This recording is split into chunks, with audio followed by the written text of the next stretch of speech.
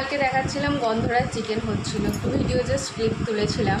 আর আজকে কিন্তু ফাইনালি গন্ধরাজ চিকেন হয়ে গেছে, আর সাথে রয়েছে বাটার নান।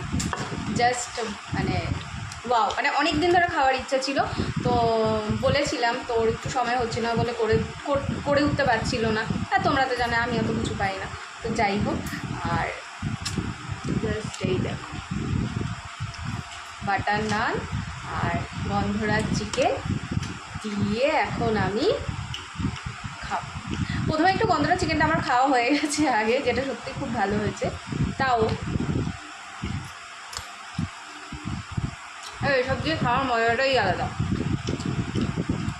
আমার সত্যি কথা বলতে চিকেন দিয়ে ভাতটা একটু কমই ভালো লাগে, চিকেন দিয়ে বেশিরভাগই লুচি পরোটা এইসবই বেশি ভালো লাগে, আর আমার হাজব্যান্ডের ভাত বেশি ভালো লাগে। তো যাই হোক, বলার আলাদা করে কিছু নেই, অসাধারণই সত্যি, যেটা প্রত্যেকবারই হয় যে সবসময় ভালো হয়। সত্যি ওর রান্না সবসময় ভালো হয়, যারা যারা খেয়েছে তারা তারা জানে যে ও সত্যি খুবই সুন্দর রান্না করতে পারে, আর অসাধারণই হয়। তো চলো টাটা, মন খুলে খেয়ে নিই। ও হ্যাঁ হ্যাঁ, সাথে আমি আরেকটা জিনিস দেখছি, সেটা হচ্ছে লঙ্কা।